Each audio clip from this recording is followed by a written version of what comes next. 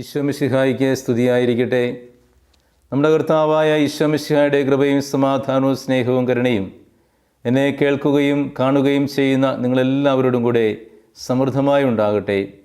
ഈശോയിൽ ഏറ്റവും സ്നേഹമുള്ളവരെ, ആരാധനാ മത്സരത്തിലെ പള്ളിക്കൂദാശ കാലത്തിൻ്റെ 3-ാം വാരത്തിലേക്ക് നമ്മൾ പ്രവേശിക്കുകയാണല്ലോ. വിശുദ്ധ യോഹന്നാൻ അറിയിച്ച സുവിശേഷം 2-ാം അധ്യായം 13 മുതൽ 22 വരെയുള്ള തിരുവചനങ്ങളാണ് ഈ വാരത്തിലെ നമ്മുടെ ധ്യാന വിഷയം.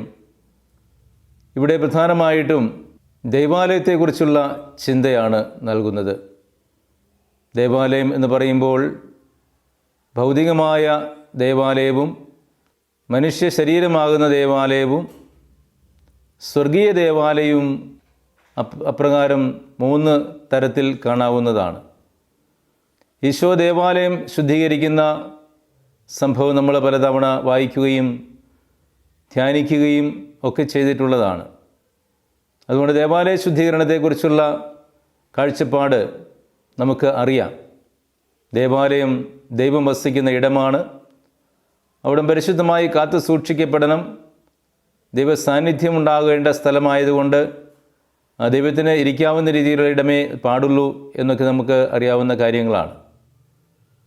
കർത്താവ് ഇവിടെ 2-ാം ഭാഗത്ത് പറയുന്നത് തൻ്റെ ശരീരമാകുന്ന ആലയത്തെക്കുറിച്ചാണ്.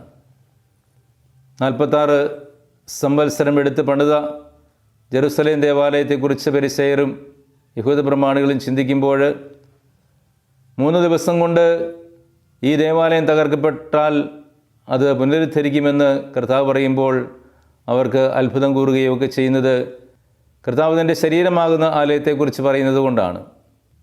അതുതന്നെയാണ് ഈശോയുടെ പുനരുത്ഥാനത്തിന് ശേഷം ശിഷ്യന്മാരത് മനസ്സിലാക്കുകയും തിരിച്ചറിയുകയും ഒക്കെ ചെയ്യുന്നത്.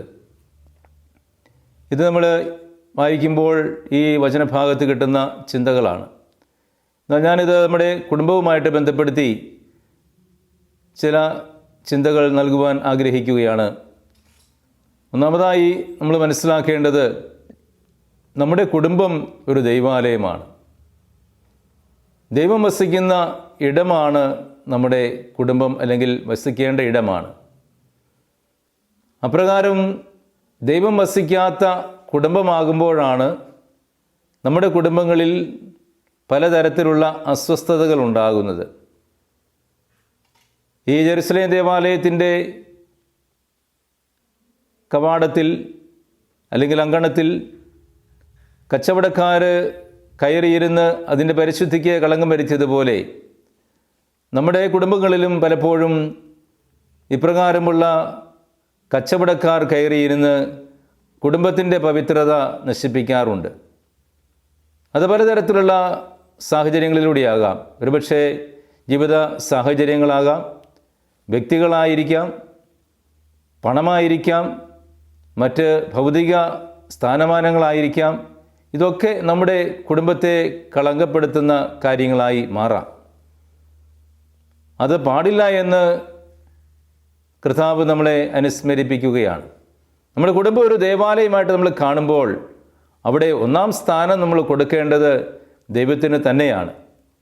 അപ്രകാരം ദൈവസാന്നിധ്യം ഉണ്ടാകുന്ന ഒരു കുടുംബത്തിൽ എപ്പോഴും സന്തോഷവും സമാധാനവും സ്നേഹം പങ്കുവയ്ക്കലും ഒക്കെ ഉണ്ടാകും. അതുകൊണ്ടാണ് നമ്മുടെ കുടുംബങ്ങളിൽ ദൈവസാന്നിധ്യം ഉണ്ടാകണം എന്ന് സഭ എപ്പോഴും നിഷ്കർഷിക്കുന്നത്. ഈ ദൈവസാന്നിധ്യം നിലനിർത്തുവാനുള്ള ഏറ്റവും പ്രധാനപ്പെട്ട ഒരു ആധ്യാത്മിക മൂല്യമാണ് പ്രാർത്ഥനാ ജീവിതം. സന്ധ്യയാകുമ്പോൾ മാതാപിതാക്കളും മക്കളും കുടുംബാംഗങ്ങളെല്ലാവരും ഒരുമിച്ച് ചേർന്നിരുന്ന് പ്രാർത്ഥിക്കുന്ന കുടുംബം ദൈവ സാന്നിധ്യമുള്ള കുടുംബമാണ്. നമുക്കറിയാം, നമ്മുടെയൊക്കെ കുടുംബങ്ങളിൽ പ്രാർത്ഥന ഒരു ഒഴിവാക്കാനാവാത്ത ഘടകമാണ് എന്ന് സഭ പഠിപ്പിക്കുന്നതിൻ്റെ കാരണം അതാണ്. ഒരുമിച്ചിരുന്ന് പ്രാർത്ഥിക്കുന്ന കുടുംബങ്ങളിൽ ദൈവത്തിൻ്റെ സാന്നിധ്യം എപ്പോഴും ഉണ്ടാകും. ഒരുമിച്ചിരുന്ന് പ്രാർത്ഥിക്കുമ്പോൾ ഉണ്ടായിരിക്കേണ്ട മനോഭാവം എന്താണെന്ന് പൗലോസ്ലീഹ എഫേസോസ് ലേഖനം 4-ാം അധ്യായത്തിൽ പറയുന്നുണ്ട്. നിങ്ങളുടെ കോപം സൂര്യൻ അസ്തമിക്കുന്നത് വരെ നീണ്ടുപോകാതിരിക്കട്ടെ. എന്തായിരിക്കാം പ്രകാരം പറയുന്നത് അദ്ദേഹം? സൂര്യൻ അസ്തമിക്കുന്നതിന് മുമ്പായി നിങ്ങളുടെ കോപമെല്ലാം കെട്ടടങ്ങണം എന്ന് പറഞ്ഞാൽ സൂര്യൻ അസ്തമിക്കുമ്പോൾ സന്ധ്യയാകുന്നു എന്ന് നമുക്കറിയാം. സന്ധ്യയാകുമ്പോൾ ഒരുമിച്ചിരുന്ന് പ്രാർത്ഥിക്കേണ്ട സമയമാണ്. ഒരുമിച്ചിരുന്ന് പ്രാർത്ഥിക്കുമ്പോൾ കോപങ്ങളെല്ലാം കെട്ടടങ്ങണം. കോപത്തോടു കൂടി ഇരുന്ന് പ്രാർത്ഥിച്ചാൽ ആരോടെങ്കിലും വെറുപ്പോ വിദ്വേഷമോ വൈരാഗ്യമോ ശത്രുതയോ ഒക്കെയോടുകൂടി ഇരുന്ന് പ്രാർത്ഥിച്ചാൽ ആ പ്രാർത്ഥനയ്ക്ക് ഒരിക്കലും ഉത്തരം കിട്ടുകയില്ല. കാരണം അപ്രകാരം മനസ്സിൻ്റെ ഉള്ളിൻ്റെ ഉള്ളിൽ പങ്കിലമാക്കിക്കൊണ്ടൊരാൾ പ്രാർത്ഥിക്കാനിരുന്നാൽ ആ വ്യക്തി പ്രാർത്ഥനയിൽ ദൈവസന്നിധിയിലല്ല എന്ന് വ്യക്തമാണ്. കാരണം പാപം ചെയ്യുന്നവൻ ദൈവത്തിൽ നിന്നും അകലെയാണെന്ന് യോഹന്നാൻ ശ്ലീഹാ അതിൻ്റെ ലേഖനത്തിലൂടെ പറഞ്ഞു വയ്ക്കുന്നുണ്ട്.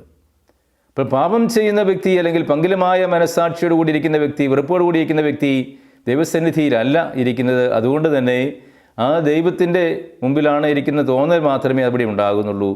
അങ്ങനെ പ്രാർത്ഥിച്ചാലോ പ്രാർത്ഥനയ്ക്ക് ഒരിക്കലും ഉത്തരം കിട്ടുകയുമില്ല. ഇപ്രകാരം ദൈവത്തിൽ നിന്നും അകറ്റപ്പെടുന്ന പങ്കിലമായ മനസ്സാക്ഷിയോട് കൂടി ഇരുന്ന് പ്രാർത്ഥിക്കുന്ന വ്യക്തി എവിടെയാണ് ഇരിക്കുന്നത്?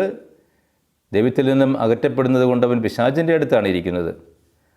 അങ്ങനെ ഇരിക്കുന്ന വ്യക്തി പ്രാർത്ഥിക്കുമ്പോൾ അവന് തോന്നും ഞാൻ പ്രാർത്ഥിക്കുന്നതെല്ലാം ദൈവം കേൾക്കുന്നുണ്ടല്ലോ എന്ന്. ഒരിക്കലുമില്ല. കാരണം അവൻ പിശാചിൻ്റെ അടുത്തിരിക്കുന്നത് കൊണ്ട് അവൻ്റെ പ്രാർത്ഥന കേൾക്കുന്നത് പിശാചാണ്. പിശാച് പറയും നിൻ്റെ പ്രാർത്ഥന വളരെ മനോഹരമായിരിക്കുന്നു, നീ നന്നായിട്ട് പ്രാർത്ഥിക്കുന്നുണ്ട്, നീ ഉച്ചസ്വരത്തിൽ പ്രാർത്ഥിച്ചോളൂ, നീ നന്നായിട്ട് സ്തുതിച്ചോളൂ എന്നൊക്കെ പറയും. പക്ഷേ നമ്മുടെ ഹൃദയത്തിൻ്റെ ഉള്ളിൻ്റെ ഉള്ളിൽ പങ്കിലമായതുകൊണ്ട് പിശാചാണ് നമ്മുടെ പ്രാർത്ഥന കേൾക്കുന്നത്, ദൈവം കേൾക്കുന്നില്ല. അല്ലെങ്കിൽ നമ്മുടെ സ്വരം ദൈവത്തിൻ്റെ പക്കൽ എത്തണമെങ്കിൽ നമ്മുടെ ഹൃദയത്തിൻ്റെ ഉള്ളിൻ്റെ ഉള്ളിൽ പവിത്രമായിരിക്കണം, പരിശുദ്ധമായിരിക്കണം, പങ്കിലമാകാൻ പാടില്ല. ആരോടും വെറുപ്പോ വിദ്വേഷമോ ക്ഷമിക്കാൻ പറ്റാത്ത അവസ്ഥയൊന്നും ഉണ്ടാകാൻ പാടില്ല. അതാണ് പൗലോസ് ശ്ലീഹാ പറയുന്നത്, നിങ്ങളുടെ കോപം സൂര്യൻ അസ്തമിക്കുന്നത് വരെ നീണ്ടുപോകാതിരിക്കട്ടെ. അതുകൊണ്ട് ദൈവം നമുക്ക് നൽകുന്ന ആ ഒരു വലിയ ചിന്ത, കർത്താവ് നൽകുന്ന ഈ വലിയ ചിന്ത, നമ്മുടെ കുടുംബമൊക്കെ ദൈവാലയമാക്കി കാത്തു സൂക്ഷിക്കണമെന്ന് തന്നെയാണ്. ഈ ആധുനിക ലോകത്തിൽ നമുക്കൊന്ന് ചിന്തിച്ച് നോക്കാം. സന്ധ്യാപ്രാർത്ഥനയ്ക്ക് നമ്മളെ തടസ്സപ്പെടുത്തുന്ന എത്രയോ ഘടകങ്ങളുണ്ട് ഇന്ന്. ഈ കൊറോണ ബാധിച്ചിരിക്കുന്ന കാലഘട്ടത്തിൽ പ്രത്യേകിച്ചും എല്ലാവർക്കും ഒരുമിച്ചിരുന്ന് പ്രാർത്ഥിക്കുവാനുള്ള സാഹചര്യം ഉണ്ട് എങ്കിൽ പോലും എത്ര കുടുംബങ്ങളിൽ എല്ലാവരും ഒരുമിച്ചിരുന്ന് സ്നേഹത്തിൻ്റെ ആ കൂട്ടായ്മയിൽ ഒരേ മനസ്സോടെ പ്രാർത്ഥിക്കുവാനായിട്ട് പരിശ്രമിക്കുന്നുണ്ട്? എത്ര കുടുംബങ്ങളിൽ അങ്ങനെ ആളുകൾക്ക് സാധിക്കുന്നുണ്ട്? നമ്മളൊന്ന് ചിന്തിച്ച് നോക്കേണ്ടതാണ്. അതിന് തടസ്സമായി നിൽക്കുന്ന പ്രതിബന്ധങ്ങളൊക്കെ മാറണം. അവിടെ കുടുംബനാഥൻ അവിടെ ചാട്ടമാറെടുത്ത് അതിനെ അടിച്ചോടിക്കുവാനുള്ള കടമ കുടുംബനാഥനുണ്ട് എന്ന് കർത്താവിൻ്റെ ഈ പ്രവൃത്തി നമ്മളെ അനുസ്മരിപ്പിക്കുകയാണ്. സ്നേഹമുള്ളവരെ, അതുകൊണ്ട് നമുക്ക് നമ്മുടെ കുടുംബങ്ങളിലേക്ക് തിരിയാം. ഈ ഒരു ചിന്ത മാത്രമേ ഈ വാരത്തിൽ നമ്മൾ ധ്യാനമാക്കേണ്ടതുള്ളൂ എന്നെനിക്ക് തോന്നുന്നു.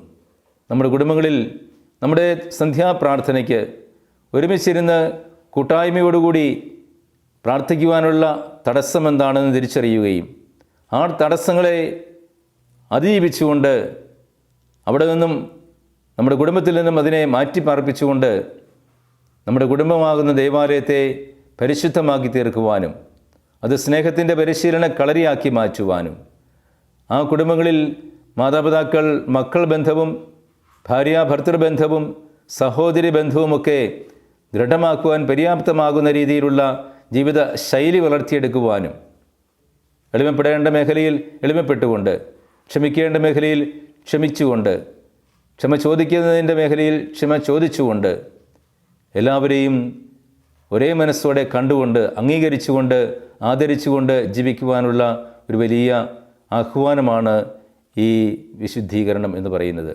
ഇപ്രകാരം നമ്മുടെ കുടുംബങ്ങൾ വിശുദ്ധീകരിക്കപ്പെടുന്ന കുടുംബങ്ങളായി മാറട്ടെ.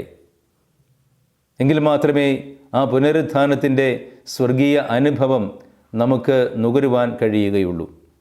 കർത്താവിൻ്റെ മഹത്വീകരണത്തെക്കുറിച്ചാണ് പറയുന്നത്. ഉത്ഥാനത്തിലൂടെ ലഭിക്കാൻ പോകുന്ന വലിയ സ്വർഗ സൗഭാഗ്യം അത് നമ്മുടെ കുടുംബങ്ങളിലും ഉണ്ടാകണമെങ്കിൽ നമ്മളും ഇതുപോലെ വിശുദ്ധീകരിക്കപ്പെടേണ്ടതുണ്ട്. കുടുംബങ്ങളിൽ നിന്നും തിന്മയുടെ സ്വാധീനങ്ങളെ മാറ്റി നിർത്തേണ്ടതുണ്ട്. കുടുംബ ബന്ധങ്ങളെ തകർക്കുന്ന ഛിദ്രശക്തികളെ അകറ്റി നിർത്തേണ്ടതുണ്ട്. അതിന് കൂട്ടായ പരിശ്രമം ആവശ്യമാണ്, കൂട്ടായ പ്രാർത്ഥന ആവശ്യമാണ്. അങ്ങനെ ഒരുമിച്ചിരുന്ന് പ്രാർത്ഥിക്കുന്ന കുടുംബങ്ങളാകുവാൻ, തിന്മയുടെ സ്വാധീനങ്ങളെ ചെറുത്ത് തോൽപ്പിക്കുവാൻ കൂട്ടായ്മയോടെ പരിശ്രമിക്കുന്ന കുടുംബങ്ങളായി മാറുവാൻ നമുക്കൊക്കെ കഴിയട്ടെ. അതിനുള്ള കൃപയ്ക്കായി പ്രാർത്ഥിക്കാം. ദേവാലയം ശുദ്ധീകരിക്കുന്ന തമ്പുരാൻ്റെ അനുഗ്രഹം നമ്മുടെ കുടുംബങ്ങളിലും ഉണ്ടാകട്ടെ. അതിനുള്ള ദൈവാനുഗ്രഹങ്ങൾക്ക് വേണ്ടി നമുക്ക് പ്രാർത്ഥിക്കുകയും പരിശ്രമിക്കുകയും ചെയ്യാം. ദൈവം നമ്മെ അനുഗ്രഹിക്കട്ടെ.